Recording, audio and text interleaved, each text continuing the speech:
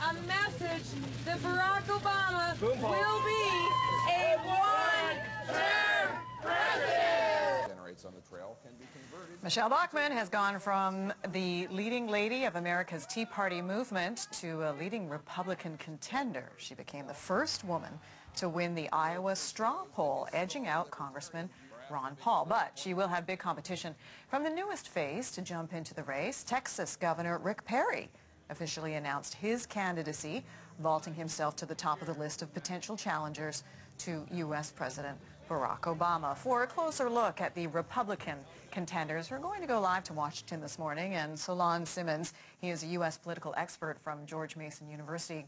Thanks for joining us, Mr. Simmons. Appreciate it. How important was this Iowa straw poll? It is just one state and one representation. How important was it for Michele Bachman? Well, it's crucially important, and it's a little bit strange that it does play such an important role because it's only around 17,000 people engaged in what is a middle-of-the-country state.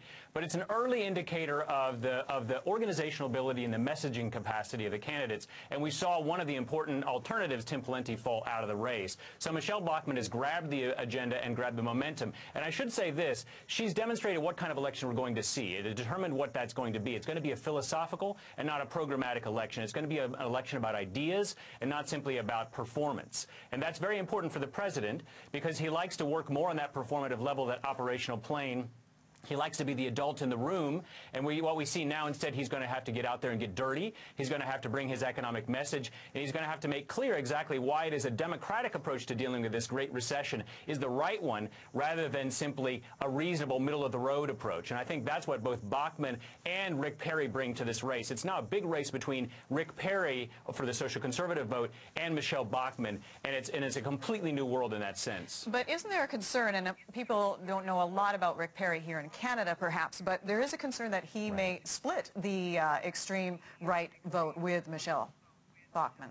Yeah, it could well be. Yeah, there's this notion of being a spoiler, and so they're going to have to fight it out. I imagine what we'll see. Remember how early this is. I mean, the election is over a year away. What we'll see, that they're going to be contesting for the social conservative side, for the philosophical alternative, of the choice, not the echo, and they'll be putting themselves up against Mitt Romney, who's the main establishment candidate. And the problem with that, Romney wants to just see them, in a sense, eliminate each other. Yeah, implode. And he would like to stay outside the fray. And so we'll see. It ought to be very fiery. We already saw that between Michele Bachman and Tim Pawlenty. She's not afraid to take her message straight to her opponent, but neither is Rick Perry. And you'll see this is George Bush squared. I mean, this is a really tough guy. He's a Texan. Culturally, he's quite much in that mold, and so it ought to be very colorful, very exciting to watch. But he felt that George Bush was not fiscally conservative, and Rick Perry is.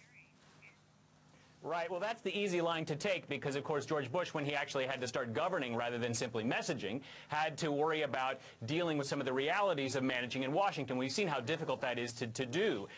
The realities are that we have a commitment both to the private enterprise system, free markets, and to the social welfare system and Social Security, thought of in a broad principled sense. So when you deal with that, how do you manage both of those constituencies? Both are very powerful. Rick Perry, like George Bush, would find that he's going to have to do the same thing. So he's in a good position because he has this jobs agenda. He has this Texas alternative to the president, and also quite weak in that sense too. So we'll see what happens. Mitt Romney's not a favorite of the Tea Party at all. They think he flip-flops. Also, he's a Mormon, which does not appeal to the Christian right mandate of many of the Tea Party.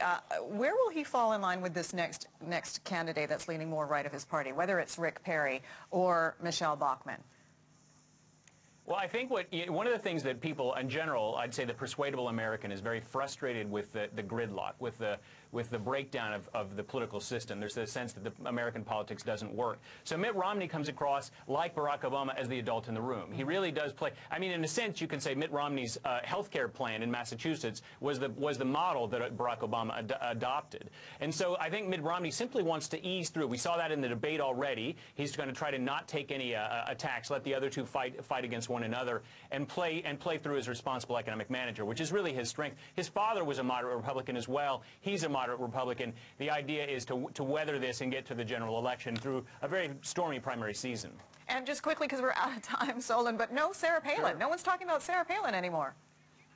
Well, we'll see what happens. She might get in. I mean, this is a wonderful environment for her. Why not just have a feeding frenzy? I mean, this is an ideological moment, and Sarah Palin would be perfect for it. We'll see if the president can get his own ideological agenda moving. It's going to have to be about economic inequality if he can do it, and the other side's going to be about freedom. Freedom versus inequality. Those are the two big themes moving forward. Mr. Simmons, good to talk to you as always. Thanks so much. Great to be here.